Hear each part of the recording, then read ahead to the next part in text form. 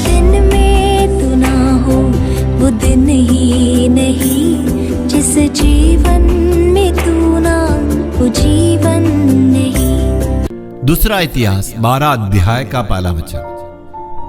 परंतु जब रहबयाम का राज्य दृढ़ हो गया और वह आप स्थिर हो गया, तब उसने और उसके साथ सारे इस्राएलियों यहोवा की व्यवस्था को त्याग दिया।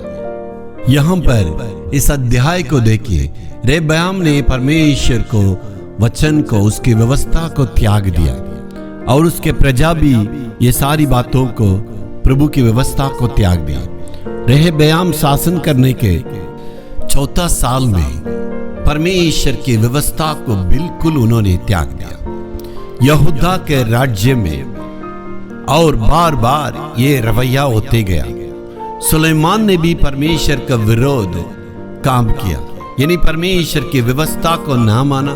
बार बार परमेश्वर ने उन्हें चेतावनी दी थी, तुम ठीक नहीं कर रहे हो, लेकिन उसने आज्ञा ना माना। उनके अंत को आप जानते हैं। उनका बेटा अभी आया है, वो भी परमेश्वर की बातों को माना नहीं, राज्य स्थिर हो गया, प्रभु को छोड़ दिया। जी हाँ मेरे प्यार, बार बार परमेश्वर यहूदा को चेतावनी देते रहे। वो ना मानने के चलते उसके खिलाफ में दुश्मन जो देश है, पड़ोसी देश मिस्र के राजा शीशाक को प्रभु ने उस देश के विरोध में भेजा। उसके बावजूद वो नहीं माना। वो आया रहबयाम को और उनकी सेना को ऊपर चढ़ाई की और पूरे देश के ऊपर चढ़ाई करके और उसको जीता। जी हाँ, आप ऐसे ही मानिए, वो पूरा जीत लिया, क्योंकि सुलेमान ने जो कुछ प्रभु के भवन में बना के रखा, सारी उसकी भंडार को खोल के लूट के ले गया। सोना चांदी जितना भी बहुमूल्य वस्तुएं सब ले गया। जिंदगी भर उस रहबयाम उस शीशाक राजा का गुलाम रहे, बिल्कुल अपने आप को गुलाम बना दिए मेरे प्यार। इसलिए आज हमें ये परमेश्वर चेतावनी देने के लिए चाहते हैं। बार बार परमेश्वर हमें चेतावनी देते हैं, प्रभु का वचन से हमें बोलते रहते हैं, लेकिन आज्ञा ना मानेंगे तो हम परमेश्वर की दंड के योग्य बन सकते हैं मेरे प्यार।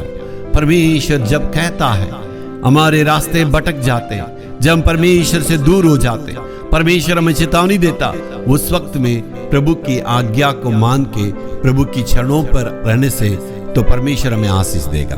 Hallelujah, hallelujah, hallelujah.